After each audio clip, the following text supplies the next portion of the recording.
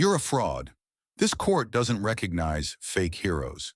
The judge's words dropped like a hammer, echoing through the silent courtroom. The man at the defendant's table didn't flinch. Late 70s, military jacket draped over thin shoulders, service ribbons worn with age but not diminished.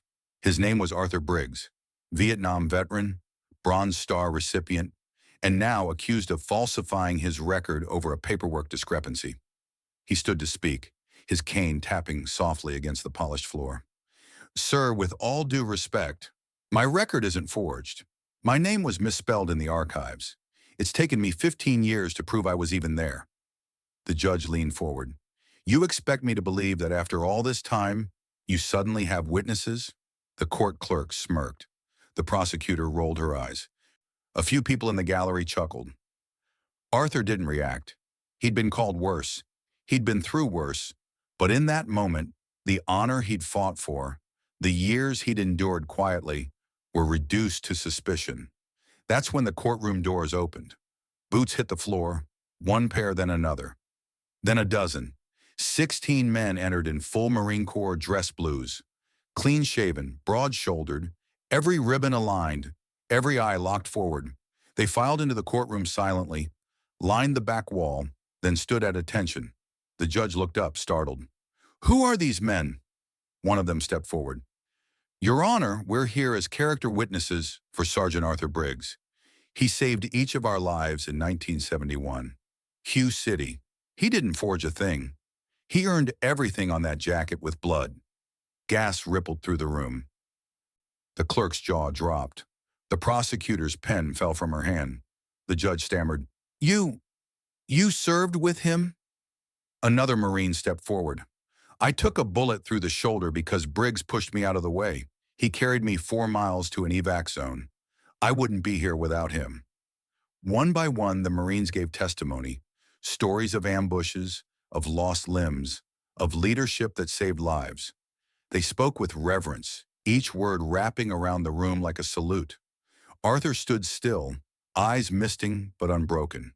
For decades, he had lived in the shadow of a clerical error, one that erased him from records, one that labeled him a liar.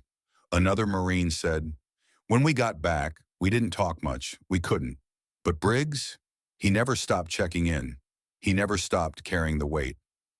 A younger man, clearly the son of one Marine, added, He sent my dad a letter every year, reminded him he mattered. That's the kind of man you're doubting. When the last man finished speaking, the silence returned, heavier now. The judge cleared his throat. In light of this overwhelming character support and the submitted correction from the Department of Defense, all charges are dismissed. Sergeant Briggs, this court owes you an apology. But Arthur just shook his head. I didn't come for an apology. I came to clear my name, for the boys who didn't make it home. The judge stood. The bailiff stood. Then the entire room followed, rising as if for a flag. Arthur turned to leave, but before he reached the doors, each Marine saluted.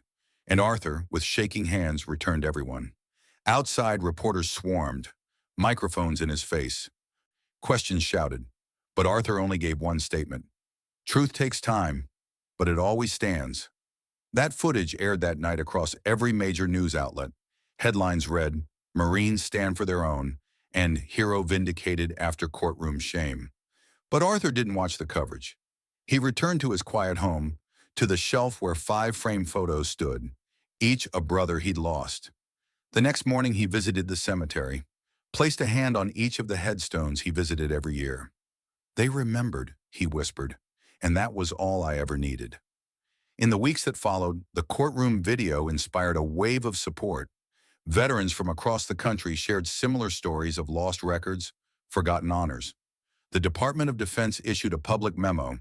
A task force would begin auditing archive errors, starting with Vietnam.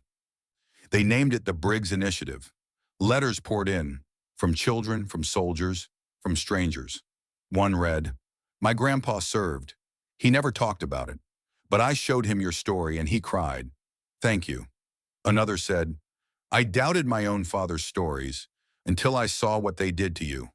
I'll never doubt again.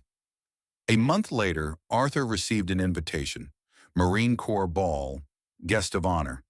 He showed up in that same old jacket, not because he didn't have better, but because it had finally been seen. When he entered the ballroom, the room rose.